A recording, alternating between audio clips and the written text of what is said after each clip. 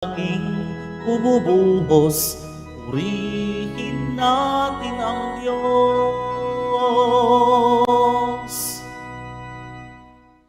Simulan po natin ang pagdiriwang sa ngalan ng Ama at ng Anak at ng Espiritu Santo.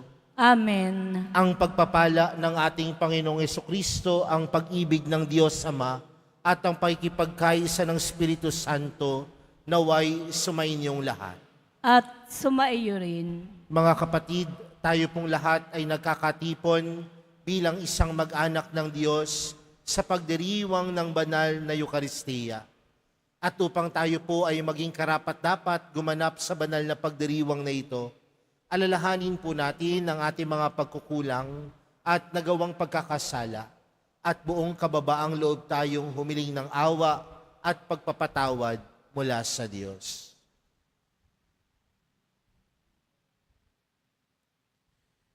Inaamin ko sa makapangyarihang Diyos at sa inyo mga kapatid na lubha akong nagkasala sa isip, sa salita at sa gawa at sa aking pagkukulang. Kaya isinasamo ko sa mahal na Birheng Maria, sa lahat ng mga anghel at mga banal, at sa inyo mga kapatid, na ako'y ipanalangin sa Panginoong ating Diyos. Kaawaan tayo ng makapangyarihang Diyos, patawarin tayo sa ating mga kasalanan, at patnubayan tayo sa buhay na walang hanggan. Amen. Panginoon, kaawaan mo kami.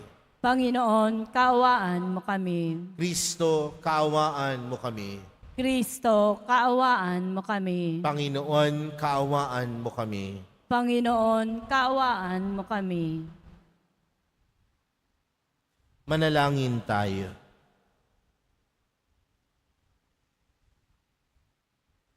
Ama naming makapangyarihan, kalugdan mo kami at pagbigyan na magkamit ng kaloob mong karagdagan upang sa maalab naming pananalig, pag-asa at pag-ibig, kami mamalaging tumatalima sa iyong kautusan sa pamamagitan ni Jesucristo kasama ng Espiritu Santo magpa sa walang hanggan. Amen. Magsiupo muna po ang lahat. Pagbasa mula sa aklat ng Exodo. Ang mga Israelita ay nakarating sa ilang ng Sinai noong 3 buwan nang umalis sila sa Ehipto. Mula sa Refidim, nagpatuloy sila sa ilang ng Sinai at nagkampo sa tapat ng bundok. Sinabi ng Panginoon kay Moises, "Magsasalita ako sa iyo mula sa makapal na ulap nang naririnig ng mga tao, upang sila'y maniwala sa iyo habang panahon."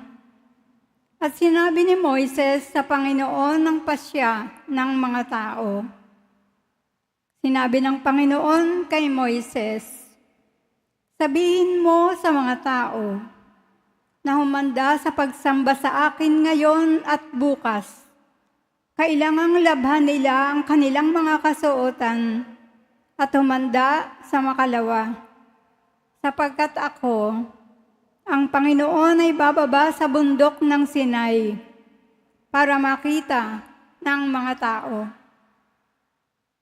Kinaumagahan ng 3 araw, nagkukulog sa bundok at salasalabat ang kidlat. Ang bundok ay nabalot ng makapal na ulap at narinig ang isang malakas na tunog ng tambuli. Lahat ng tao sa buong kampamento ay nanginig sa takot. Pinangunahan ni Moises ang mga tao papunta sa paanan ng bundok upang humarap sa Diyos. Ang bundok ng Sinai ay nababalot ng usok sapagkat bumaba ang Panginoon sa anyo ng apoy. Pumailan lang ang lisak tulad ng usok ng isang pugon, at ang mga tao'y pinagharian ng takot. Palakas ng palakas ang tunog ng tambuli. Nagsalita si Moises at sinagot siya ng Diyos sa pamamagitan ng kulog. ang Panginoon ay bumaba sa tuktok ng bundok ng Sinai at pinaakyat niya roon si Moises. Ang salita ng Diyos. Salamat sa Diyos. Purihin at ipagdangal ang Diyos magpakailanman. Purihin at ipagdangal ang Diyos magpakailanman. Pinupuri ka namin, Panginoon, Diyos ng aming mga ninuno. Karapat-dapat kang ipagdangal at dakilain magpakailanman. Purihin ang iyong banal at maluwalhating pangalan. Nararapat purihin at ipagdangal magpakailanman. Purihin at ipagdangal ang Diyos magpakailanman. Purihin ka sa iyong banal at marangal na tahanan. Lubang karapat-dapat kang awitan at dakilain magpakailanman. Purihin at ipagdangal ang Diyos magpakailanman. Purihin ka na nakaluklok sa maringal mong trono.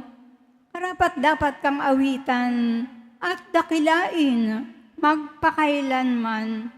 Purihin at ipagdangal ang Diyos magpakailanman. Mula sa iyong luklukan, sa ibabaw ng mga kerubin, nakikita mo ang kalaliman, ang daigdig ng mga patay.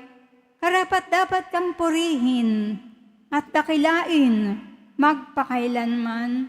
Purihin at ipagdangal ang Diyos magpakailanman. Purihin ka sa buong sangkalangitan, karapat-dapat kang awitan at dakilain magpakailanman.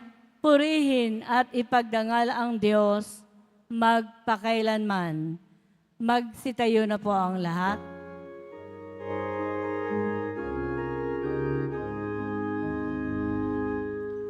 Alleluia, Alleluia, Alleluia, Alleluia.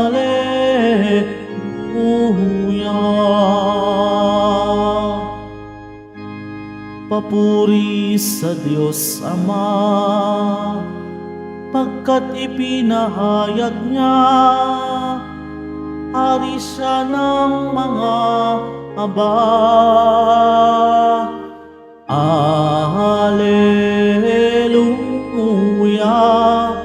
Alleluia,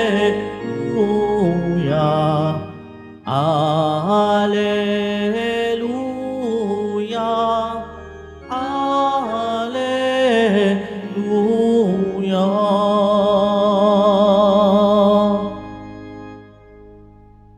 Sumainyo ang Panginoon. At sumairin. Ang mabuting balita ng Panginoon ayon kay San Mateo. Papuri sa iyo, Panginoon.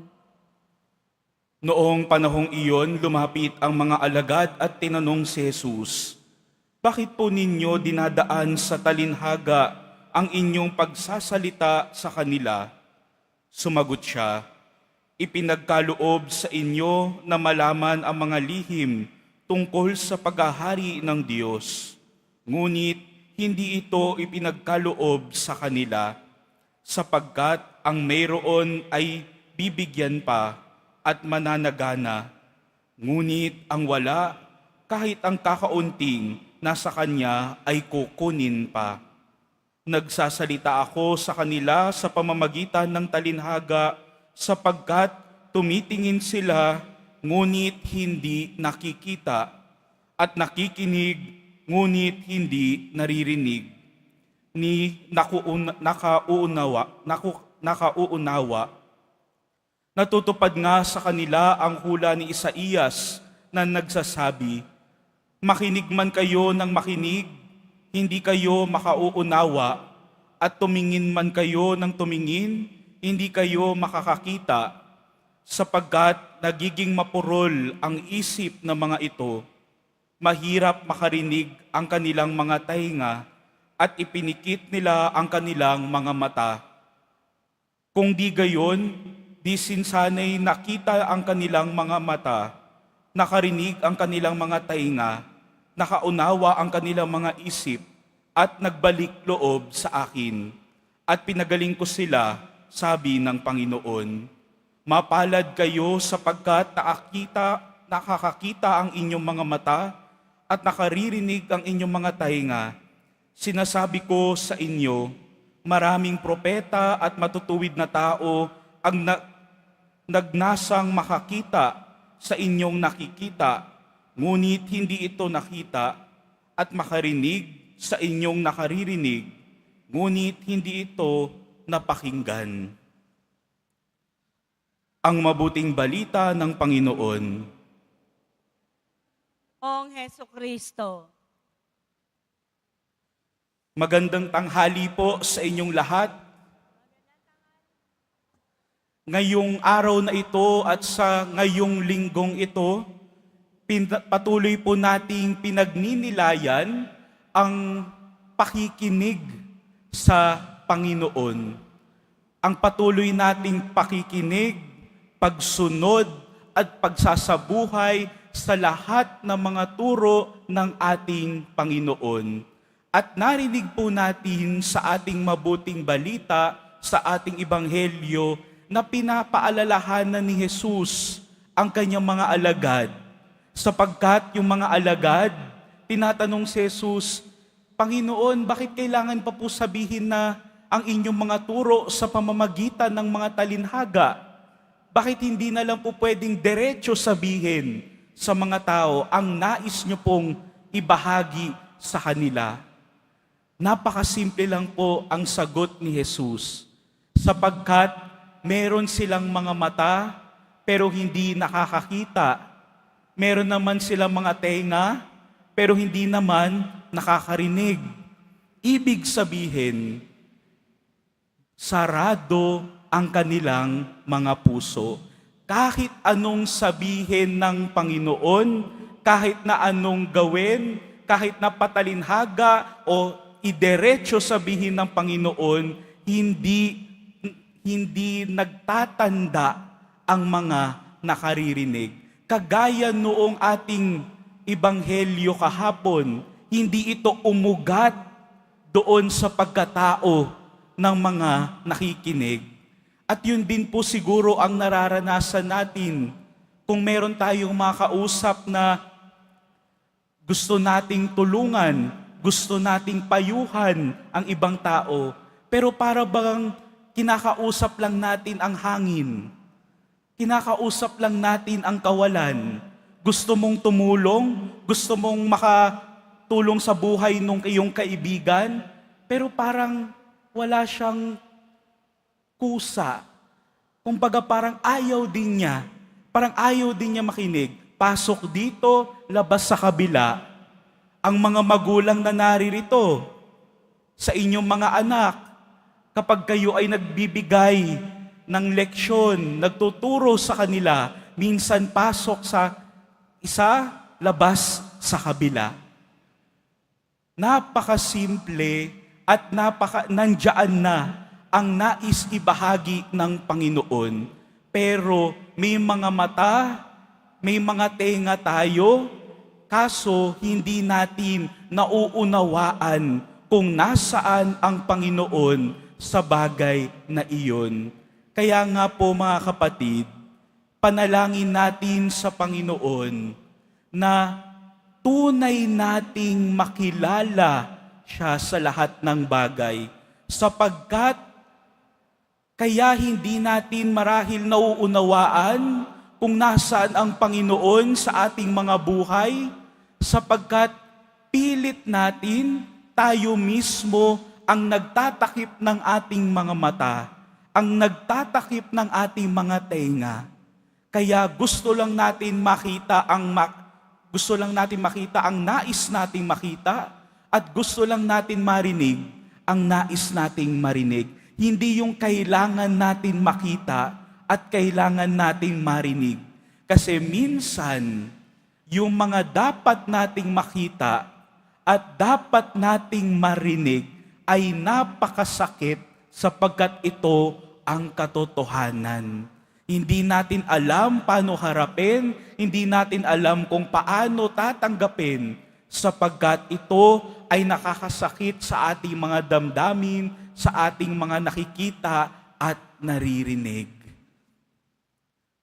Kaya nga po mga kapatid, panalangin natin sana sa araw-araw nating pamumuhay, makilala natin ang Panginoon. Alam po ninyo, noong bago po ko graduate sa seminaryo, isa po sa panalangin ko po araw-araw sa Panginoon, na makita sana kita sa lahat ng makakasalamuha ko, sa mga mukha ng mga tao na naririto, sa mga nasa labas, sa lahat ng mga makikilala ko, sa mga kilala ko na, sana makita ko po kayo sa lahat. Tulungan po ninyo akong makita kayo sa aking mga kapatid. At sana, Panginoon, sa paglapit namin dito sa iyong dambana, sa paglapit namin sa mahal na pong Jesus Nazareno, naway sa hirap at ginhawa, lagi kaming mananatiling bukas sa inyong tawag, sa inyong mensahe, at sa inyong pag-ibig para sa aming lahat. Amen. Magsitayo na po ang lahat. Minamahal kong mga kapatid, tinuturuan tayo ni Kristo sa pamagitan ng mga talinghaga. Si Kristo ang naghahasik ng butil ng salita ng Diyos. Tumugon tayo sa kanyang gawaing ito sa ating pananalangin sa Ama. Ang ating pong panalangin, Ama ni Jesus, pakinggan mo kami. Ama ni Jesus, pakinggan mo kami. Ang simbahan sa mundo, naway maging katulad ng mayamang lupa na nagbubunga ng tig-100 ani, manalangin tayo. Ama ni Jesus, pakinggan mo kami. Ang mga pinuno ng mga bansa, naway mamuno sa pamamaraang kalugod-lugod sa Diyos at sa sambayanan, manalangin tayo. Ama ni Jesus, pakinggan mo kami. Ang mga hindi napapansing ambisyon at makasarili, naway hindi maging hadlang sa pagdaloy ng salita ng Diyos sa ating buhay. Manalangin tayo. Ama ni Jesus, pakinggan mo kami. Ang mga may sakit, naway makadama ng kapangyarihang nagpapagaling ni Kristo. Manalangin tayo. Ama ni Jesus, pakinggan mo kami. Ang mga namayapa, naway masiyahan sa liwanag, kaligayahan at kapayapaan sa kalangitan, at mapalakas ng salita ng Diyos ang mga nabibigatan sa pagkalumbay. Manalangin tayo. Ama ni Jesus, pakinggan mo kami. Sa katahimikan po ng ating mga puso, ilapit po natin sa Diyos ang ating mga pansariling panalangin, gayon din po ang mga taong humiling ng ating mga dasal at lahat na nag-alay ng intensyon para sa misang ito.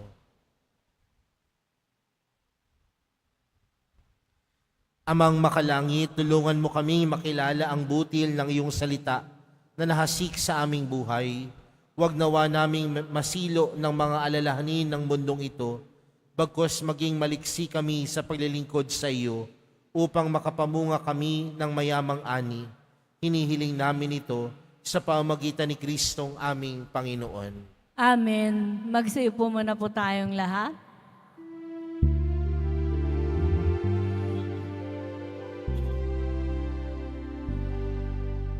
Tanggapin ninyo, O Diyos naming Ama, nakayanan naming alay sa inyo. Galing din po sa inyo mga biyaya na ito, tinapay at alak mula sa aming ani. Inyo po nawa itong ikaligaya.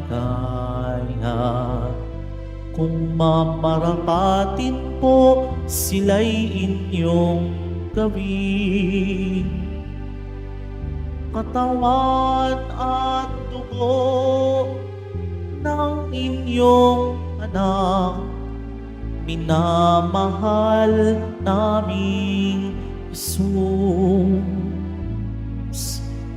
Minamahal naming Jesus. Magsitayo na po ang lahat. Manalangin po kayo mga kapatid upang ang paghahain natin ay kalugdan ng Diyos amang makapangyarihan.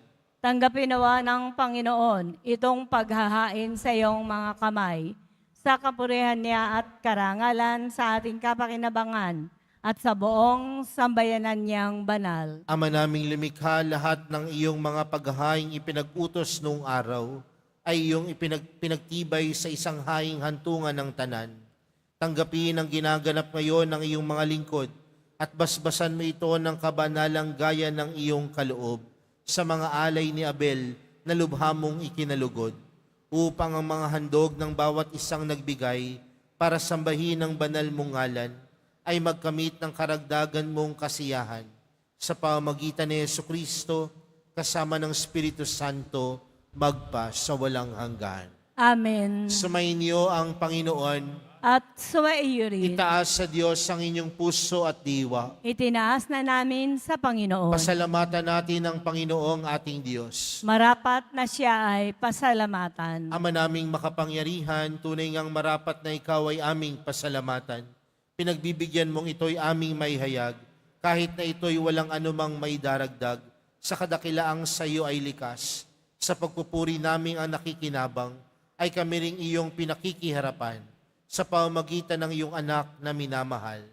Kaya kaisa ng mga anghel na nagsisiawit ng papuri sa iyo, nang walang humpay sa kalangitan, kami nagbubunyi sa iyong kadakilaan. Santo, Santo, Santo, Panginoong Diyos ng mga hukbo, napupuno ang langit at lupa ng kadakilaan mo. O sana sa kaitaasan, pinagpala ang naparirito sa ngalan ng Panginoon. O sana sa kaitaasan, magsilud po ang lahat. Ama naming banal, ikaw ang bukal ng tanang kabanalan. Kaya't sa pamagitan ng iyong Espiritu, gawin mong banal ang kaloob na ito upang para sa amin maging katawan at dugo ng aming Panginoong Hesukristo. Bago niya pinagtiis ang kusang loob na maging handog, hinawakan niya ang tinapay, pinasalamatan kanya, pinaghati-hati niya iyon, iniabot sa kanyang mga alagad at sinabi, tanggapin ninyong lahat ito at kanin.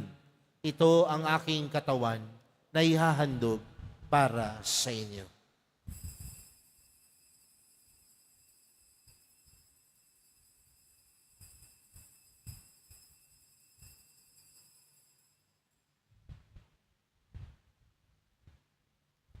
Gayon din naman noong matapos ang hapunan, hinawakan niya ang kalis. Muli kanyang pinasalamatan.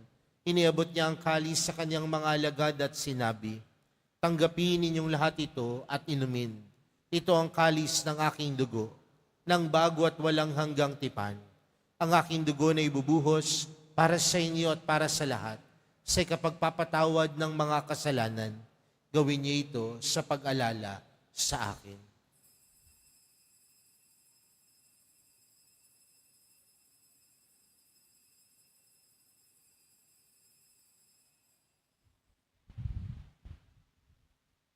Magsitayo na po ang lahat. Ipagbunyi natin ang misteryo ng pananampalataya. Si Kristo'y namatay, si Kristo'y nabuhay, si Kristo'y babalik sa wakas ng panahon. Ama, ginagawa namin ngayon ang pag-alala sa pagkamatay at muling pagkabuhay ng iyong anak. Kaya't inaalay namin sa iyo ang tinapay na nagbibigay buhay at ang kalis na nagkakaloob ng kaligtasan. Kami nagpapasalamat dahil kami iyong minarapat na tumayo sa harap mo para maglingkod sa iyo. isinasamo namin kami magsasalo-salo sa katawan at dugo ni Kristo ay mabuklod sa pagkakaisa sa pamamagitan ng Espiritu Santo. Ama, lingapin mo ang iyong simbahang laganap sa buong daigdig. Puspusin mo kami sa pag-ibig, kaysa ni Leon na aming Papa, at ni Jose na aming Obispo at ng Tanang Kaparian. Alalahanin mo rin ang mga kapatid naming nahinlay nang may pag-asang sila'y muling mabubuhay, gayon din ang lahat ng mga pumanaw. Kaawaan mo sila at patuloyin sa iyong kaliwanagan. Kaawaan mo at pagindapatin kaming lahat na makasalo sa iyong buhay na walang wakas. Kaysa ng mahal na Birheng Maria na ina ng Diyos, kaysa ng kabiyak niyang pusong si San Jose, kaysa ng mga apostol at ng lahat ng mga banal na namuhay dito sa daigdig ng kalugod-lugod sa iyo, may pagdiwang nawa namin ng pagpupuri sa ikararangal mo sa pamagitan ng iyong anak na aming Panginoong Hesukristo. Sa pamagitan ni Kristo, kasama niya at sa Kanya, ang lahat ng parangal at papuri ay sa iyo, Diyos amang makapangyarihan, kasama ng Espiritu Santo, magpa sa walang hanggan. Amen. Lumapit po tayo sa Ama natin sa langit, sa panalangin itinuro sa atin ni Jesus. Ama namin, Sumasalangit ka, sambahin ang ngalan mo, mapasa amin ang kaharian mo, sundin ang loob mo dito sa lupa para nang sa langit. Bigyan mo po kami ngayon ng aming kakanin sa araw-araw at patawarin mo kami sa aming mga sala para nang pagpapatawad namin sa nagkakasala sa amin. At huwag mo kaming ipahintulot sa tukso at iadya mo kami sa lahat ng masama. hinihiling po namin kami adya sa lahat ng masama, pagkalooban ng kapayapaan araw-araw, iligtas sa kasalanan at ilayo sa lahat ng kapahamakan, samantalang aming pinananabikan ang dakilang araw ng pagkapahayag ng tagapagligtas naming si Jesucristo. Sapagkat iyo ang kaharian at ang kapangyarihan at ang kapurihan magpakailanman. Amen. Panginoong Jesucristo, sinabi mo sa iyong mga apostol, kapayapaan ang iniiwan ko sa inyo, ang aking kapayapaan ang ibinibigay ko sa inyo. Tunghayan mo ang aming pananampalataya at huwag ang aming pagkakasala. Pagkalooban mo kami ng kapayapaan at pagkakaisa ayon sa iyong kalooban, kasama ng Espiritu Santo, magpa sa walang hanggan. Amen. Ang kapayapaan ng Panginoon ay laging sumainyo. At sumaiyo rin. Magbigayan kayo ng kapayapaan sa isa't isa.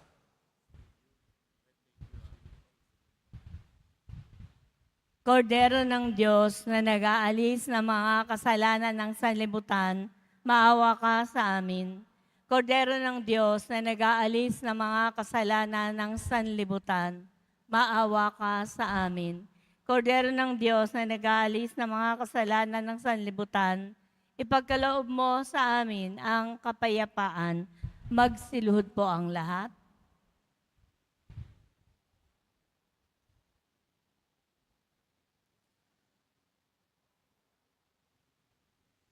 Narito po si Jesus, ang Kordero ng Diyos. Siyang nag-aalis ng kasalanan ng sanlibutan. Mapalad ang mga inaaniyahan sa kaniyang piging. Panginoon, Hindi ako karapat-dapat na magpatuloy sa iyo. Ngunit sa isang salita mo lamang ay gagaling na ako.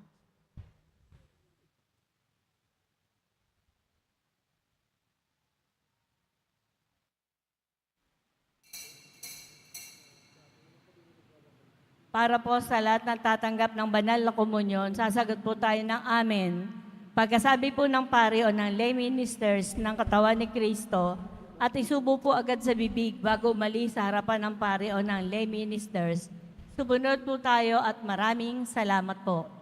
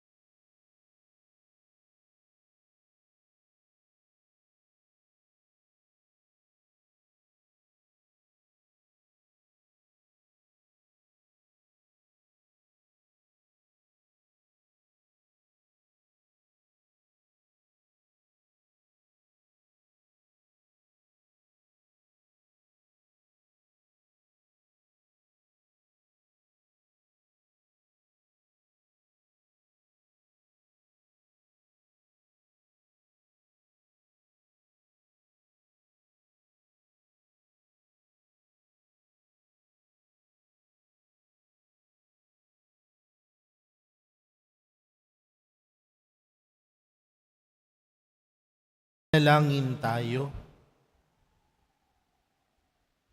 Ama naming mapagmahal, manatili kang kapiling ng iyong sambayanan na ngayon pinapakinabang mo sa iyong sariling buhay at gawin mo kaming pasulong na makakbang mula sa dati naming pagkamakasalanan patungo sa pagbabagong nagdudulot ng iyong kabutihan sa pamamagitan ni Jesucristo kasama ng Espiritu Santo magpa sa walang hanggan. Amen. Sumainyo ang Panginoon. At sumairid. Mahal na pong Jesus Nazareno, inihayag mo sa pamamagitan ng krus ang walang maliw na pag-ibig ng Diyos sa sangkatauhan. Pakinggan mo ang kahilingan, lalo na para sa mga nangangailangan ng iyong tulong at awa.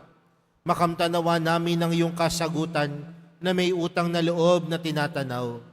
Basbasan din po ninyo itong mga imahen at dasalan upang lalo kaming manalangin at magtiwala. Sa pamamagitan ng bendisyon na ito, naway lalo kaming maging mapaglingkod, masunurin at tapat sa iyo na aming malwalhating Panginoon magpa sa walang hanggan. Amen. At pagpalain po kayong lahat ng makapangyarihang Diyos, Ama, Anak at ng Espiritu Santo. Amen. Humayo kayong taglay ang kapayapaan ng Pong Jesus Nazareno. Salamat sa Diyos.